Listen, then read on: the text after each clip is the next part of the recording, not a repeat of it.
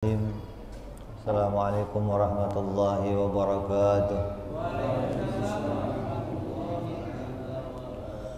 Al-Fatihah ila ruhi sayyidina wa habibina wa syafi'ina Rasulillah Sayyidina Muhammad ibn Abdullah sallallahu alaihi wa ala alihi wa ashabihi wa azwajihi wa dhurriyyatihi anna Allah yu'ali darajatihim bil jannah wa yanfa'una bi asrarihim wa anwarihim wa 'ulumihim wa nafahatihim وبركاتهم في الدين والدنيا والآخرة ويجعلنا من حزبهم ويرزقنا محبتهم ويتوفنا على ملتهم ويهجرنا في زمرتهم بالعافية والسلامة لهم الفاتحة أعوذ بالله من الشيطان الرجيم بسم الله الرحمن الرحيم الحمد لله رب العالمين الرحمن الرحيم مالك يوم الدين إياك نعبد وإياك نستعين اهدنا الصراط المستقيم صراط الذين أنعمت عليهم غير المغضوب عليهم ولا الضالين آمين بسم الله الرحمن الرحيم نويت التعلم والتعليم والتذكر والتذكير والنفع والانتفاع والإفادة والاستفادة والحث على التمسك بكتاب الله وسنة رسول الله صلى الله عليه وسلم والدعاء إلى الهدى والدلالة على الخير ابتغاء مرضاته وقربه وثوابه وحسن الخاتمة مع اللطف والعافية وصلاح العاقبة. Bismillahirrahmanirrahim. Alhamdulillahirabbil alamin wa bihi nasta'inu ala umuri dunya waddin. Wassalatu wassalamu ala Rasulillah sayyidina wa habibina wa syafi'ina wa maulana Muhammadin ibni Abdullah wa ala alihi wa sahbihi wa man wala. Amma ba'du. Qala musanniful kitab Habibul Imam Al-Habib Abu Abdullah Muhammad bin Yusuf As-Sanusi rahimahullah wa ghafara lahu wa liwalidayhi wa nafa'ana bihi fid dharain. Thumma ila sahibi syarha Imam Ad-Dasuki rahimahullah wa ghafara lahu wa liwalidayhi wa nafa'ana bihi fid dharain. Allahumma aftah qulubana futuhal arifin وبهدمتك وانصر علينا برحمتك يا أرحم الراحمين إلى أن قال sampai apa kita? Hah?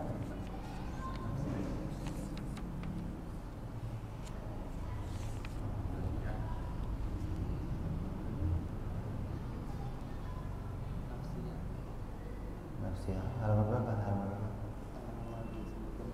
Hah?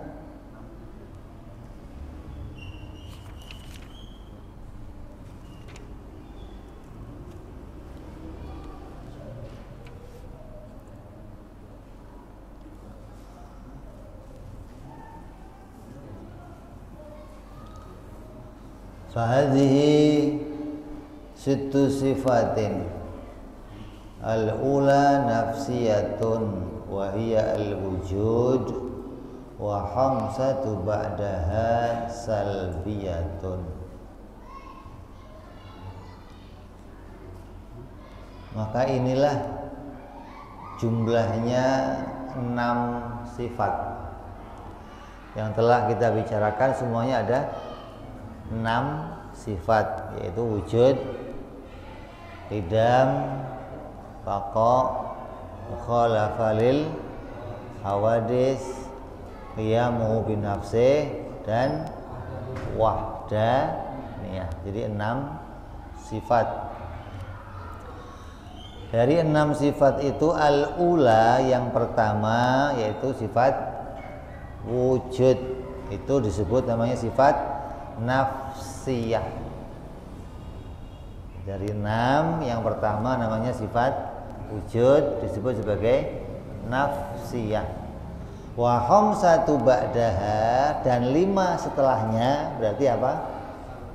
kidam maka mukhalafa lil hawadis qiyamu binafsih dan wahdaniyah maka disebut sebagai salbiyah atau sifat adamiyah.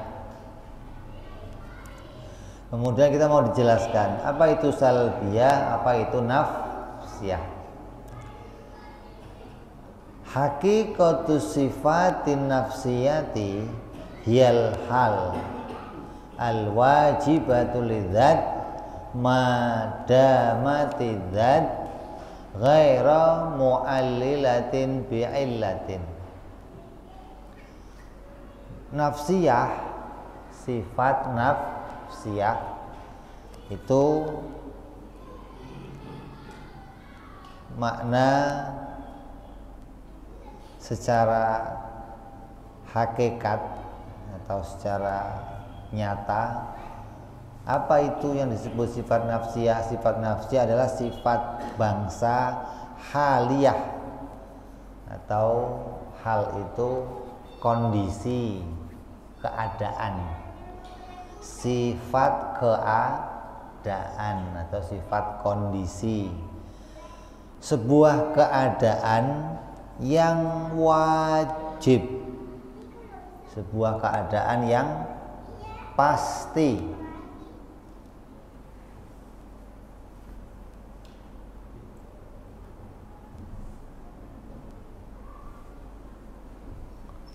sebuah keadaan yang pasti, yang wajib, lidzat pada sebuah zat. Jadi hal atau sifat atau keadaan yang wajib pada suatu zat. Madamati zat, selama zat itu ada, ghaira mu'allilatin bi'illatin, yang keadaannya tidak dikarenakan yang lain. Sifat atau bangsa hal atau suatu keadaan yang keadaan itu selalu, keadaan itu tetap pada suatu zat selama zat itu ada dan tidak dikarenakan oleh yang lainnya. Contohnya apa? Kata hayyuzi, seperti menempat bagi sebuah benda. Menempat sebuah benda itu disebut namanya sifat nafsiyah atau keadaan yang tetap pada sebuah benda. Selama benda ini ada, maka benda itu disebut bertempat. Jadi mengambil tempat atau punya tempat secukup ruangannya benda ini, maka ini adalah sifat nafsiyah.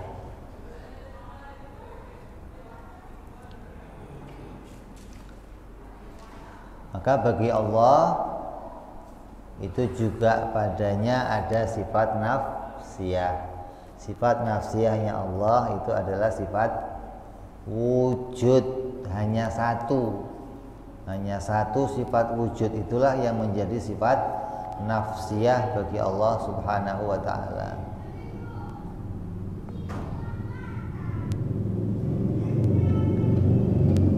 Walaitha thubutuhu lahu mu'allalan bi'illatin, tetapnya tahayyus pada sebuah benda itu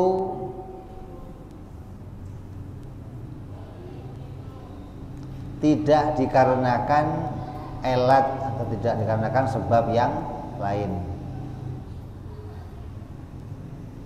Karena ada suatu keadaan yang keadaan itu disebabkan oleh yang lain, seperti keadaan sesuatu itu berkuasa. Orang yang disebut keadaannya berkuasa, keadaan dirinya atau kondisi dirinya itu berkuasa, itu disebabkan adanya sifat kuasa. Kondisi dirinya atau keadaan dirinya itu disebut dengan punya sifat yang berilmu, maka disebabkan adanya sifat ilmu. Ini kondisi ini disebabkan oleh yang lain.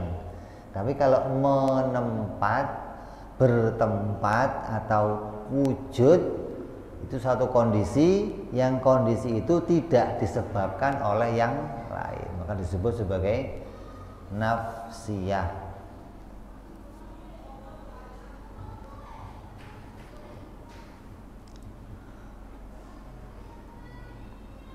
Waqtaraza biqaulihi ghaira mu'allilatin bi'illatin anil ahwalil ma'nawiyah ka kauni dzati aliman wa qadiran wa muridan matalan fa innaha mu'allalatun biqiyamil ilmi wal qudrati wal iradati bidzat.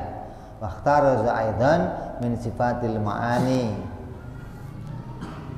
Jadi ada sifat atau ada kondisi atau keadaan sifat bangsa hal yang hal itu tidak disebut nafsiyah tapi disebut hal maknawiyah.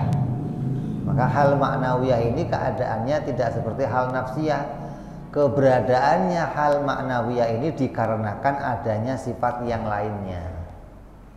Seperti seorang tadi dikatakan yang berkuasa, kondisi keadaan dirinya itu yang berkuasa, maka keadaan yang berkuasa itu pasti disebabkan adanya sifat kuasa. Yang berilmu disebabkan sifat ilmu, yang berkehendak disebabkan sifat kehendak. Ini namanya sifat maknawiyah, berbeda dengan sifat nafsiyah.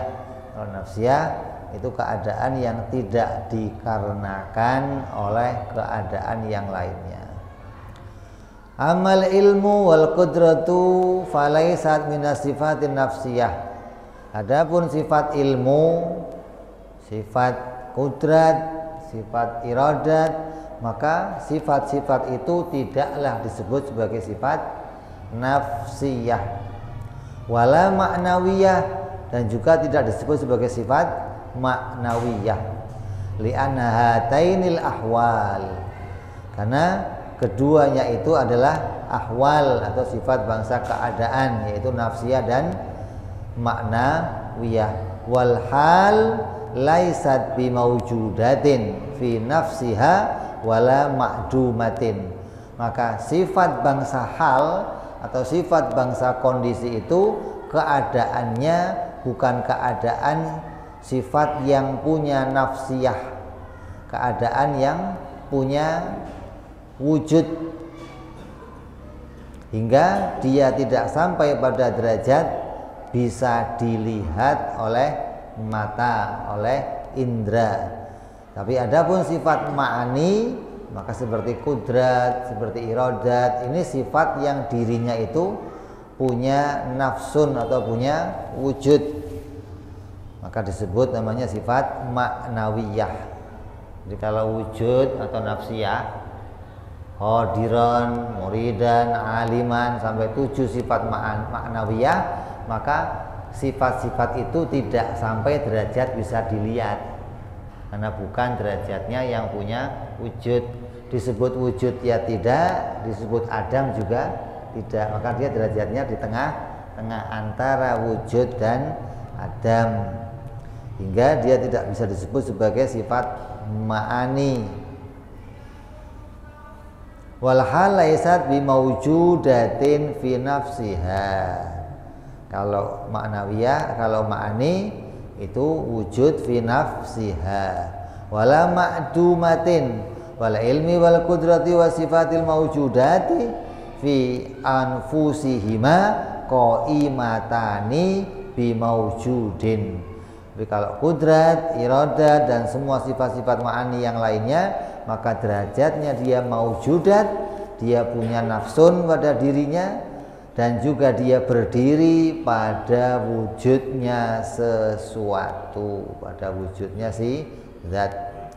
Fa idza arafta hadza, apabila kalian telah mengerti ini, fa'lam, maka ketahuilah annal wujuda, sungguhnya wujud, innama yasihu ayyakuna sifatan nafsiyata inda man ja'alahu zaidah ala dzat. Wujud itu dijadikan sebagai sifat nafsiyah oleh ulama yang berpendapat bahwa wujud itu adalah perkara lain dari zat. Dijadikan wujud sebagai perkara lain, sifat zaidah, bukan termasuk zat itu sendiri. Maka dipisahkan, ketika dipisahkan maka dijadikan sebuah sifat, namanya sifat nafsiyah. Jadi apa-apa yang ada pada si wujud, apa-apa yang ada pada si zat, kalau dia selain zat maka disebut sebagai sifat. Wujud itu bukan zat, maka disebut juga namanya sifat. Tapi bagi orang yang ulama yang mengatakan wujud itu bukan perkara lain dari zat, maka wujud itu tidak digolongkan sebagai sifat.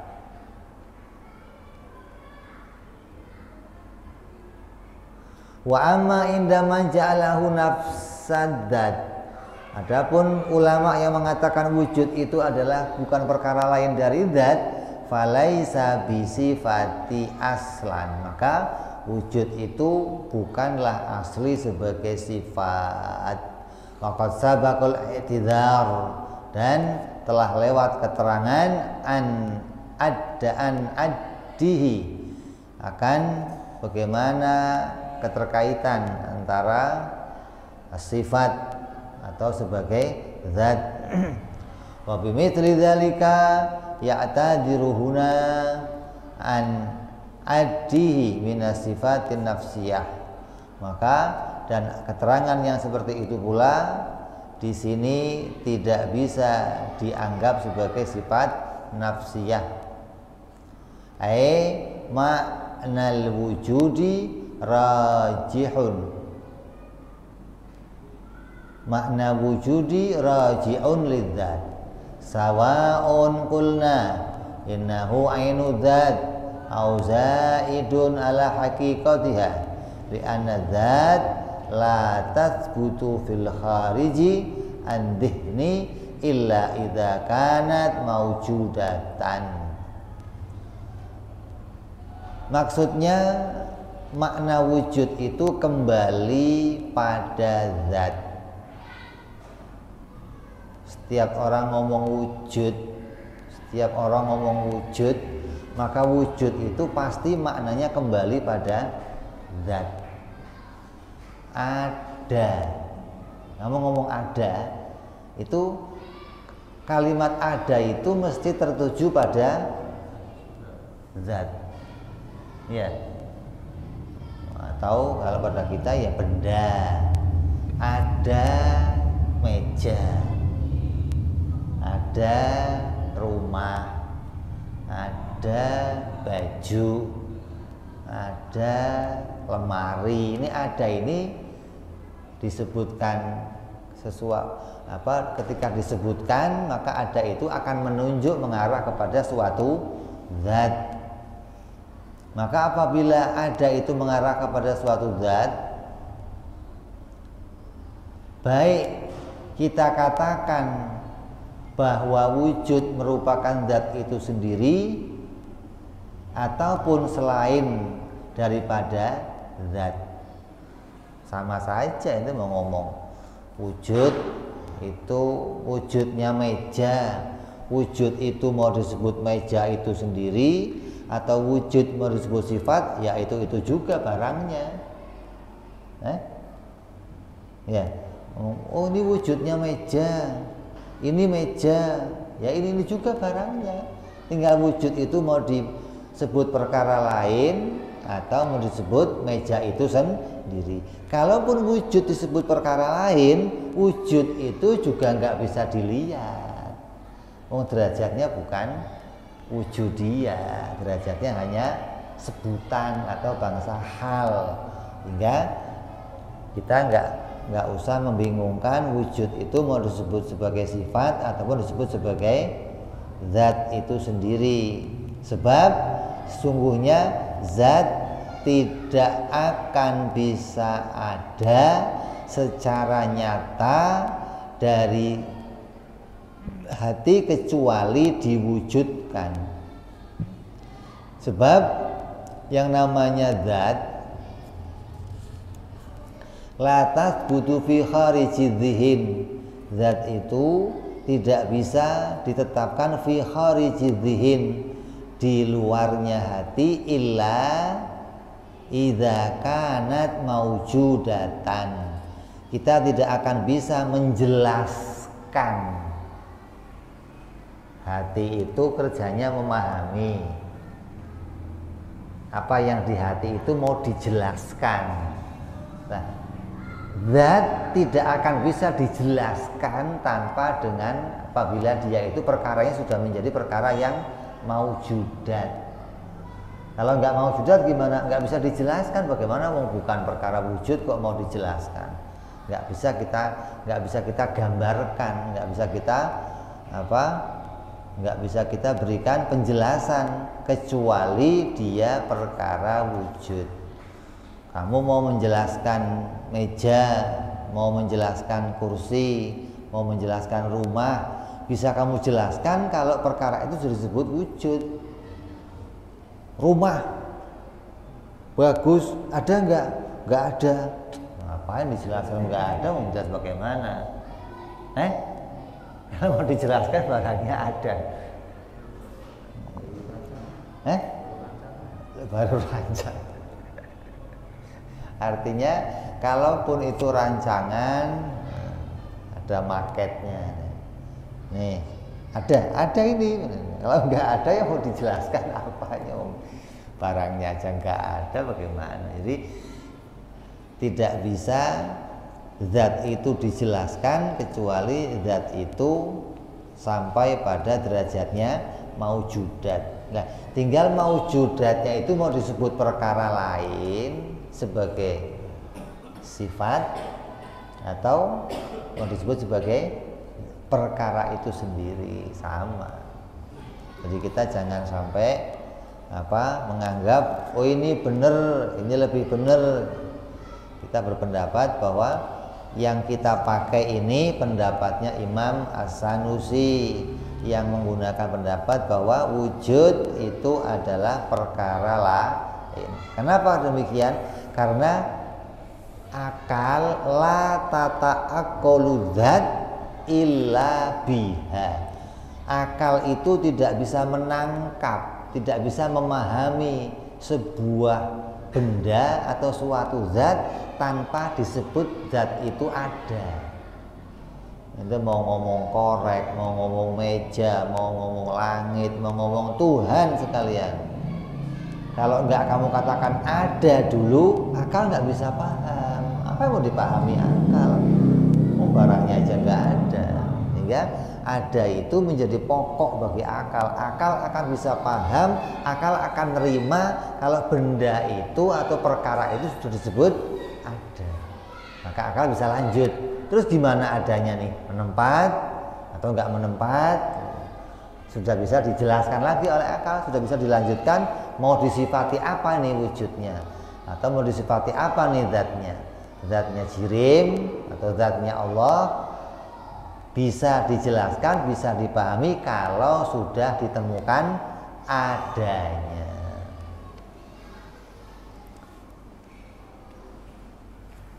Ya, jadi wujud disebut sebagai nafsiyah bagi pendapat yang kita pakai, karena menurut kita akal tidak bisa memahami sesuatu wujud, akal tidak bisa memahami zat tanpa wujud. Kalau begitu wujud itu bagi kita perkara lain dari zat. Kalau wujud itu pasti perkara satu dari zat, nanti akal butuh yang lain untuk memahami si wujud atau si zat. Ya, kalau wujud sama zat itu jadi satu, maka akal akan butuh perkara lain untuk memahaminya.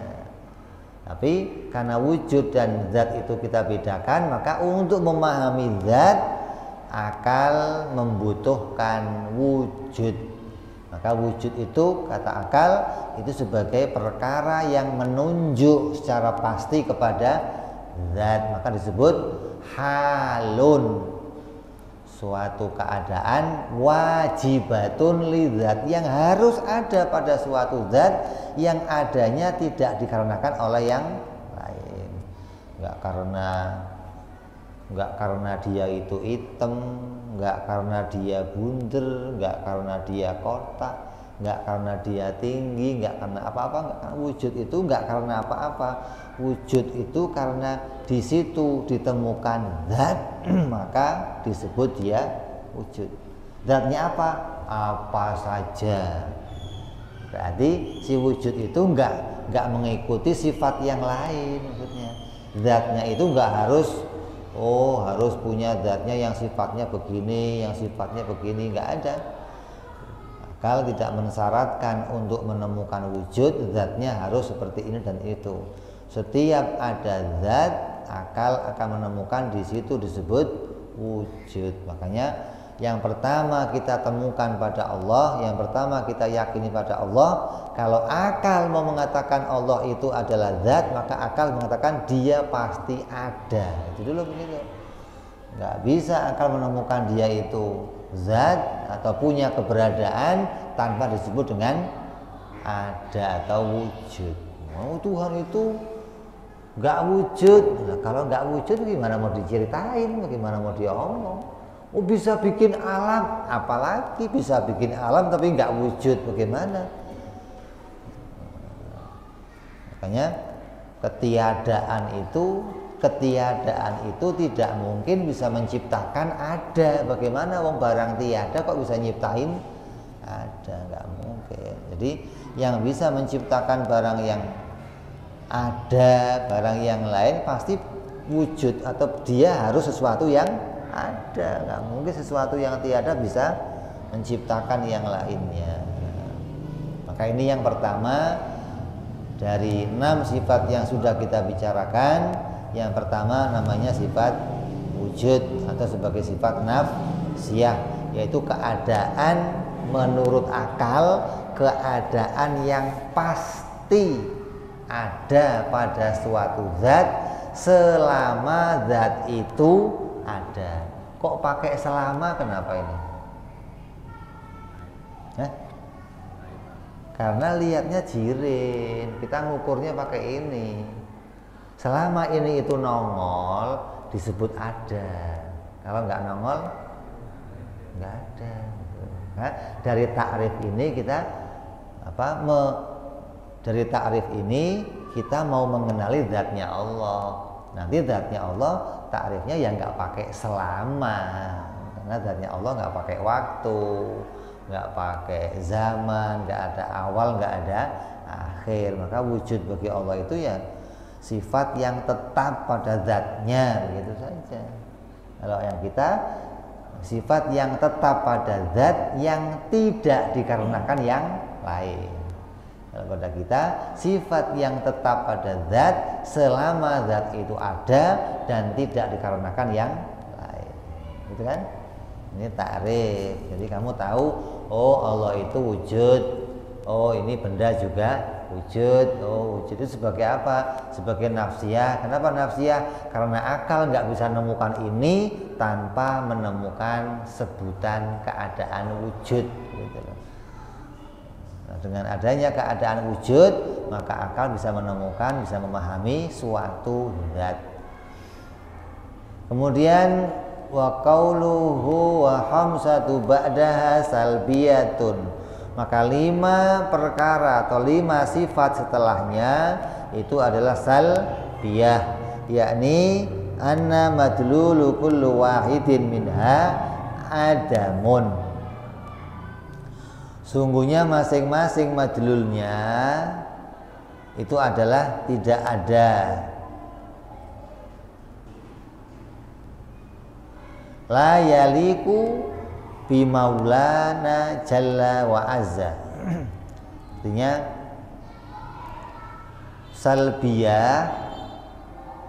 salbiyah itu sesuatu yang mau meniadakan, sifat yang mau mentanzihkan, sifat yang mau membersihkan perkara-perkara yang tidak layak bagi Allah Subhanahu wa ta'ala. Layaliku, atau sesuatu yang enggak patut, yang enggak pantas bagi Allah Subhanahu wa ta'ala.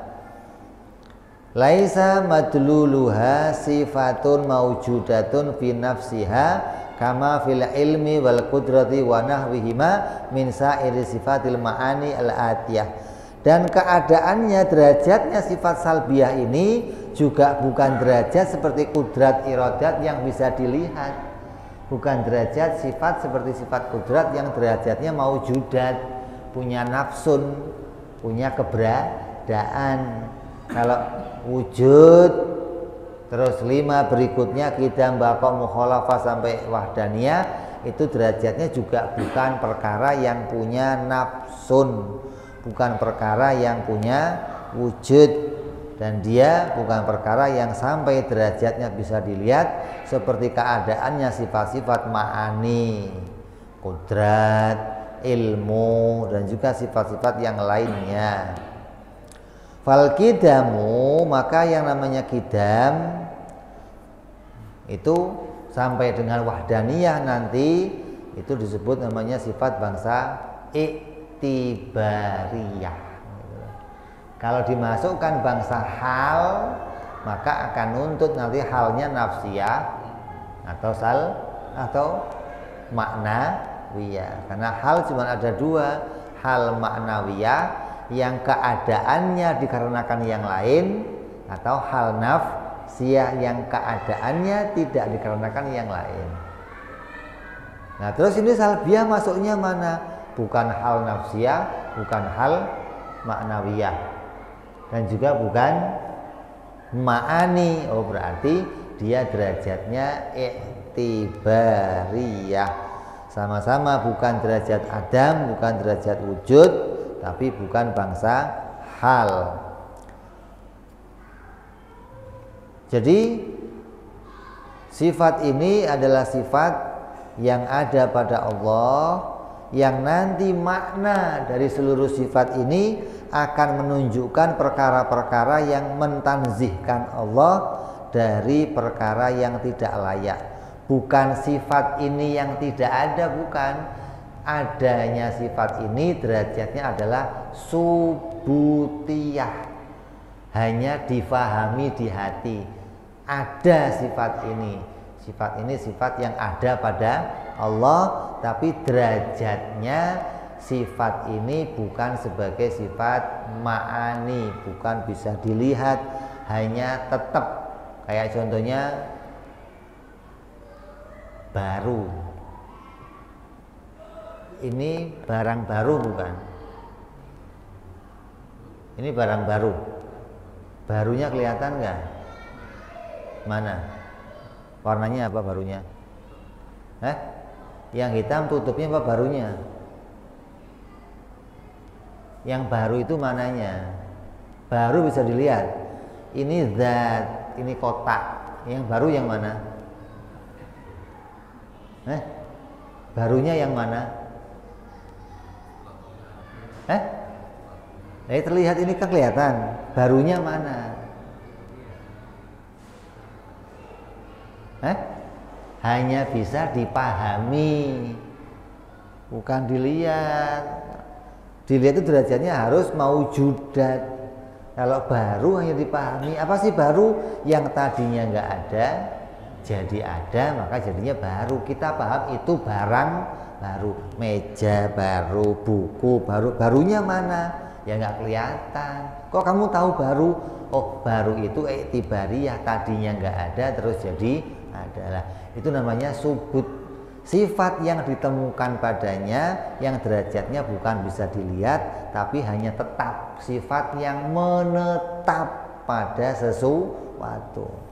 Jadi sifat yang menetap itu bukan hanya item saja begitu loh. Ada sifat menetap tapi yang nggak bisa dilihat. Maka diantaranya ini yang pertama yaitu kidam. Tutup aja sih.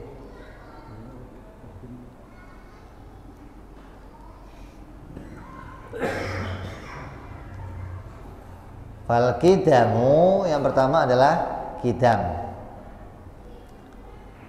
Maknahu salbun. Maknanya adalah salb, yaitu wahwa nafyun salbil adami alal wujudi, yaitu menafikan mendahulukannya wujud,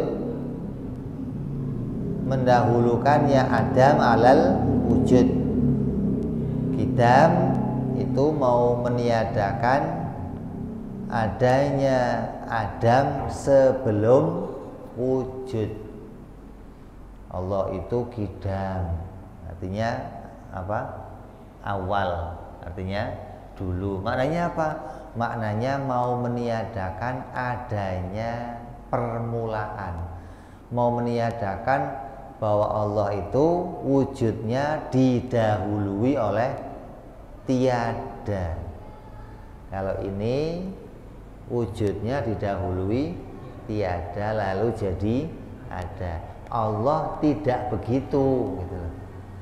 Allah wujudnya itu tetap ada, belum pernah nggak ada terus jadi ada, belum pernah. Kalau kita kan tadinya nggak ada jadi adalah. Allah wujudnya nggak begitu. Maka untuk meniadakan Allah itu pernah nggak ada terus jadi ada, maka disebut dengan kidam. Membersihkan Allah, membersihkan keadaan Allah dari adanya ketiadaan sebelum wujudnya. Allah itu belum pernah tiada sebelumnya. Allah itu nggak pernah tiada sebelumnya. Tiada bagi Allah sebelumnya itu hal yang nggak patut, hal yang nggak layak bagi Allah. Kalau ada orang yang ngomong Tuhan ya dulu juga pernah nggak ada, terus ya nongol sendiri, tahu-tahu ada. Lo kira sulapan nongol sendiri, itu nggak patut disebutkan bagi Allah, nggak patut, nggak layak. Jadi Allah itu dulunya pernah tiada, itu bukan sifat Allah. Maka dibersihkan, disalbun dengan sifat yang namanya sifat qidam. Maka sifat ini menunjukkan Allah tidak ada permulaan, atau Allah tidak pernah didahului tiada. Wa in thabata qulta wa nafyul awwaliyati lil wujud. Bila mau dikatakan, atau kamu kalau mau ngomongnya lebih gampang, ya boleh ngomong tidak ada permulaannya, wal maknahu wahid, dan makna keduanya itu wahid, tidak ada awalnya dan tidak pernah tiada, itu maknanya satu. Kalau ada awalnya gimana? Ya berarti pernah nggak ada. Kalau pernah nggak ada gimana? Terus ada, ya berarti ada awalnya. Ini makna yang satu. Jadi mau menafikan awal atau menafikan adam bagi Allah. Adamnya sebelum wujud. Wal baqa, yang kedua sifat baqa. Wa nafyul huquq, wa nafyul huquqil adami lil wujudi. Wa in syi'ta qulta nafyul akhiriyati lil wujud. Yang kedua sifat baqa. Apa itu baqa? Meniadakan tersusulnya ketiadaan bagi wujudnya Allah. Meniadakan akan terkejarnya Allah itu dengan wujud. Dengan apa? Adam. Ini wujud. Wujud itu bisa tadinya nggak ada terus jadi ada, atau yang sudah ada ini bertemu dengan tiada. Kalau yang ada ini bertemu dengan tiada, maka yang akan muncul tiadanya, si adanya akan hilang. Nah, Allah itu tidak didahului tiada terus ada, dan adanya tidak lagi pernah ketemu dengan tiada. Jadi kalau bahasa Kiai itu nggak pernah disusul, nggak pernah bisa dikejar sama tiada. Kalau kita kejar-kejaran, bukan kejar lagi. Kalau kita kejar-kejaran sama tiada, kita itu tiadanya selalu nyusul kita. Kamu yang di luar masih ada nggak? Ada dari mana? Nah, berarti yang tadi disusul sama tiada. Yang di sini sekarang nanti akan tiada. Kamu yang di rumah ada. Nah, jadi kamu itu adanya terus tersusul oleh tiada, gitu loh. Nah, adanya Allah nggak begitu. Adanya kita yang begitu namanya tajaddud, baru lagi. Yang tadi hilang sekarang baru lagi. Yang tadi hilang sekarang namanya apa? Tajaddud, namanya baru terus. Nah, keadaan baru terus yang seperti ini tuh dimunculkan terus oleh Allah. Yang tadi ditiadakan dimunculkan yang sekarang. Yang sekarang ditiadakan muncul lagi, yang nanti akan baru lagi, terus begitu. Hingga tiap waktu kita itu diciptakan oleh Allah. Dari keadaan yang ada diganti keadaannya menjadi ada yang baru. Yang lama kemana? Ditiadakan. Makanya kita itu selalu tersusul oleh tiada. Yang di sono udah nggak ada, di sono nggak ada, di sono nggak ada. Adanya yang di sini pun nanti namanya tersusul oleh tiada. Lah, wujudnya Allah tidak pernah tersusul oleh tiada. Wujudnya Allah kita bersihkan, kita sucikan dari perjumpaannya dengan tiada. Jadi Allah itu nggak pernah akan mengalami tiada. Nah, kalau wujud kita, walaupun wujud kita itu di surga sekalipun, tetap susul-susulan sama tiada. Begitu loh. Nyambung nggak? Jadi ini harus kita pahami dari maknanya baqo. Allah itu mustahil tersusul oleh tiada. Maka disebut tidak ada akhirnya. Tidak pernah berjumpa dengan tiada pada setelah wujudnya, ataupun tidak pernah berakhir. Terus wa mukhalafati lil hawadis. Yang ketiga sifat mukhalafah lil hawadis, itu menafikan apa? Menafikan adanya persamaan. Wa hiya nafyul mumatsalati laha fi dzat wa sifat wal af'al. Perkataan atau sifat mukhalafah lil hawadis itu mau membersihkan, mau mensalbun tidak adanya persamaan bagi Allah secara mutlak. Tidak ada persamaan secara mutlak pada zatnya, pada sifatnya, ataupun pada perbuatannya, seperti apa yang telah kita bicarakan. Terus wal qiyamu binafsih, berdiri pada zatnya sendiri. Wa nafyul iftikaru dzatul aliyah ilal mahal, maka itu mensucikan butuhnya zat Allah subhanahu wa ta'ala yang maha mulia dari adanya mahal. Apa itu mahal?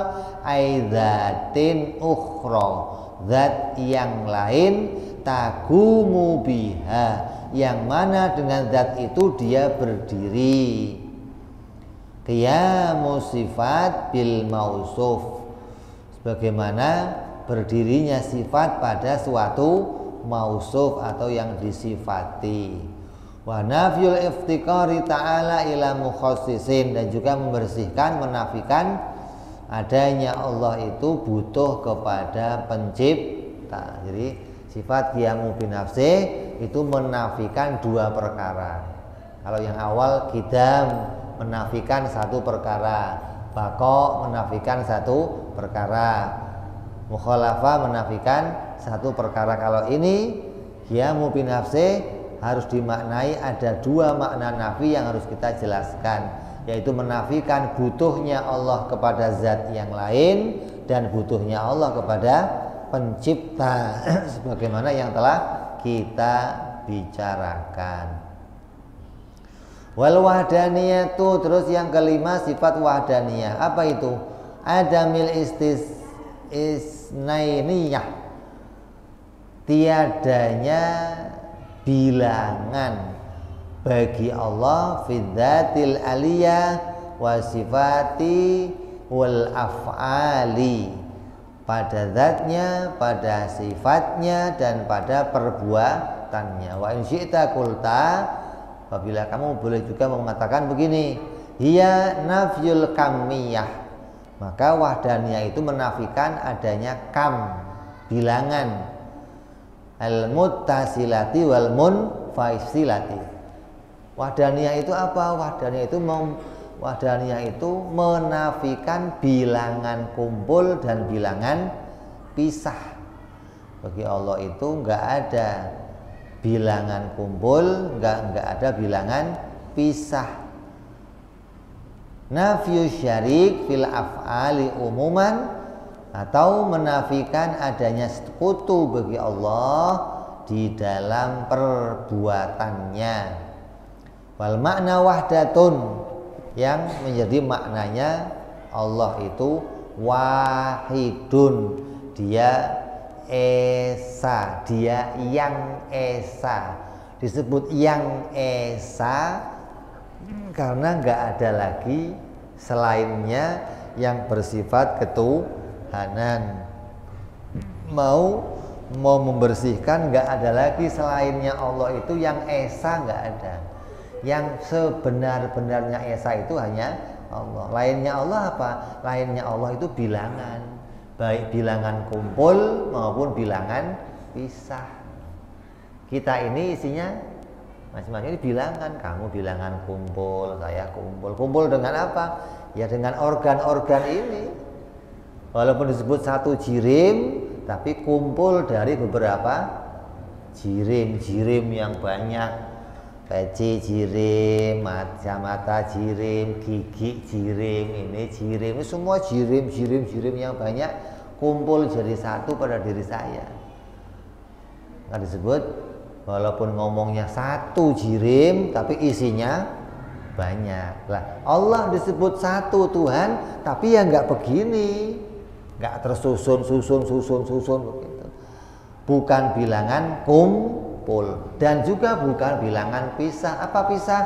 Wujudnya ini satu dan juga ada yang lain yang menyamai seperti wujud saya. Dirinya sendiri nggak tersusun-susun, dan pada dirinya yang lain tidak ada yang menyamai dengan dirinya. Itu namanya menafikan bilangan kumpul dan menafikan bilangan pisah. Dari sini baru bertemu namanya makna wahid. Ini sifat nafsiyah dan sifat salbiyah. Dan juga fungsinya salbiyah apa? Kita jadi tahu apa yang kita sucikan dari zatnya Allah. Kalau kita ngomong Allah itu maha suci, Tuhan maha suci, suci dari apa? Suci dari apa?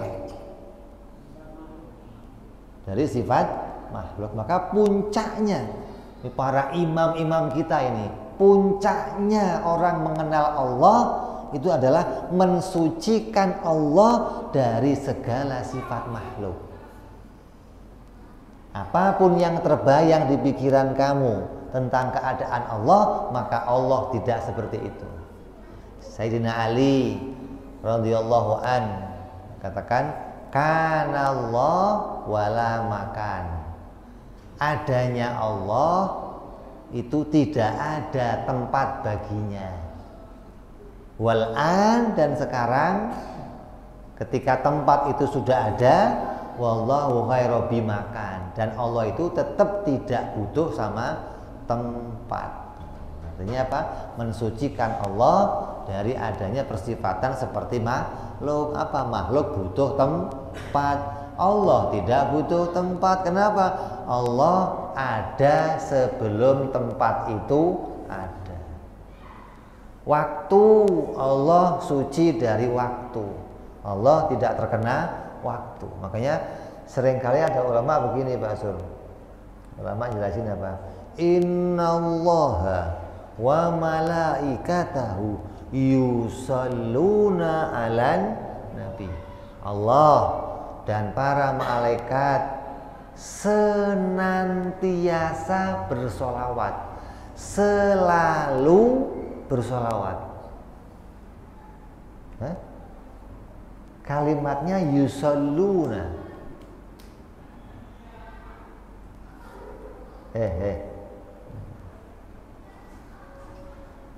Senantiasa yusallun. Yusallun itu kalimatnya apa? Mudhari apa?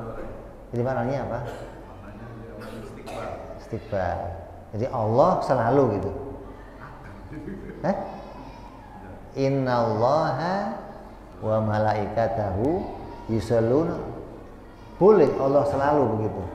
Berarti Allah terkena zaman. Jadi enggak kita bersihkan Allah dari zaman kalau begitu dong. Yang yusallunnya itu maknanya selalu malaikat. Boleh malaikat selalu bersolawat. Kalau Allah selalu bersolawat, lah waktunya kapan Allah bersolawat? Pagi, siang, sore, malam. Ya terus-terusan Beb. Oh terus-terusan.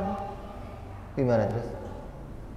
Jadi makna zaman itu layak nggak disifatkan pada Allah? Allah ada sebelum zaman itu ada. Dan sampai sekarang zaman itu ada, Allah nggak terkena zaman. Jadi yang diartikan secara benar bagaimana maksudnya? Nabi senantiasa mendapatkan sholawat dari Allah, begitu dong.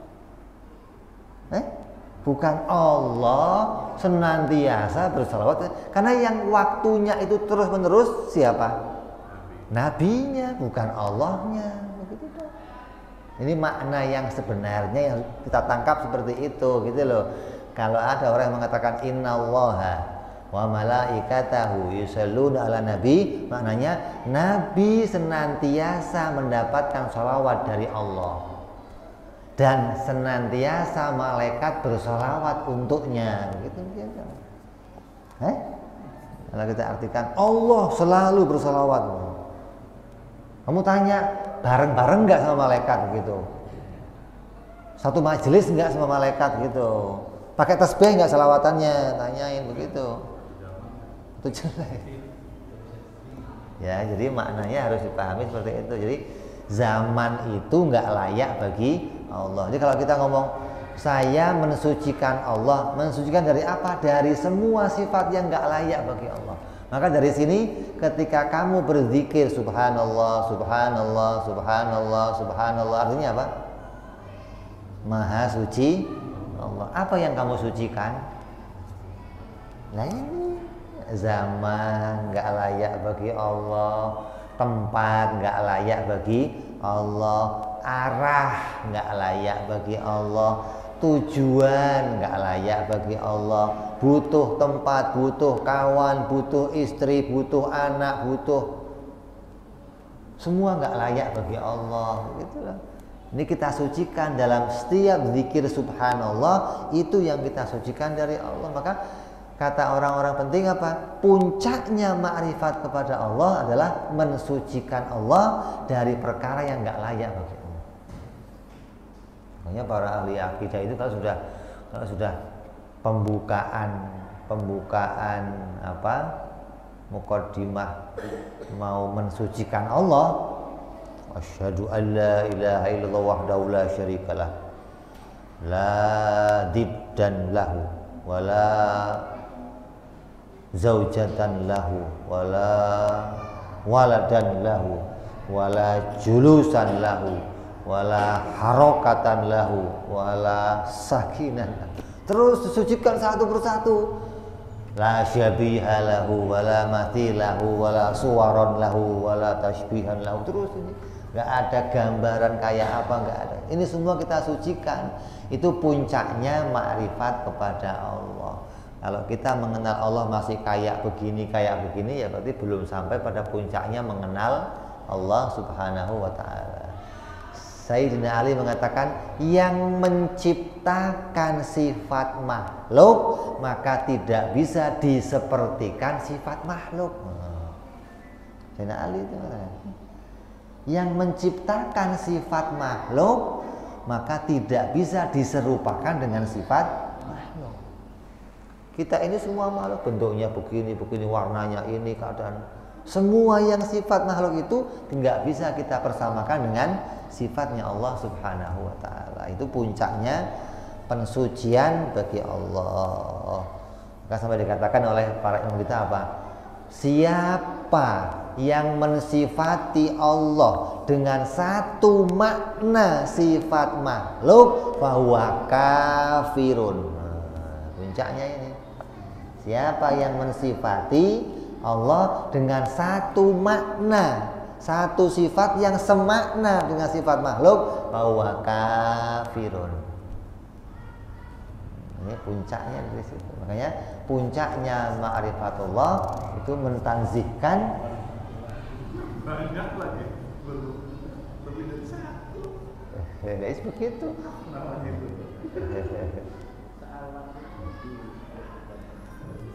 Makanya harus kita kaji ini, harus jangan sampai ini, karena ini terpenting. Kalau kita nggak sampai menjelaskan ini, banyak orang yang akan terserempet, banyak orang yang akan terkena ini.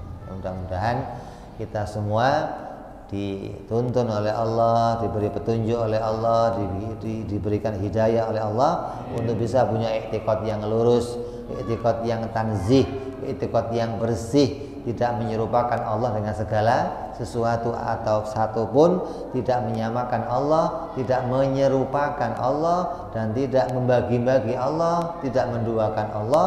Dan i'tiqad ini bisa kita bawa sampai hari kematian kita selamat di dunia, selamat di akhirat, satu keyakinan dengan Nabi, dengan para salihin, dengan para sahabat, para wali-walinya Allah, para immah, hingga kita selamat di dunia sampai di akhirat bi barakati Nabi Muhammad sallallahu alaihi wasallam. Lahumul Fatihah. A'udzu billahi minasyaitonir rajim. Bismillahirrahmanirrahim. Alhamdulillahirabbil alamin arrahmanir rahim maliki yaumiddin. Iyyaka na'budu wa iyyaka nasta'in. Ihdinas siratal mustaqim. صراط الذين أنعمت عليهم غير المغضوب عليهم ولا الضالين آمين. يا ربنا اعترفنا بأننا اقترفنا وأننا أسرفنا على لظى إشرافنا فتوب علينا توبة تغسل كل حوبة واستغفر لنا أوراتي وآمن رواتي واغفر لوالدينا ربي ومولودينا والآل والإخوان وسائر الهلان وكل ذي محبة أو جيرة أو صحبة والمسلمين إجماع أمين ربي اسمع فضلا وجودا منا لا باكتساب منا بالمصطفى رسولي نهضى بكل سولي صلى وسلم ربي عليه عند الحب وآله وصحبه عدد ضعف صحبي والحمد للإله في البدء والتناهي. سبحان ربك رب العزة عما يصفون سلام على المرسلين والحمد لله رب العالمين.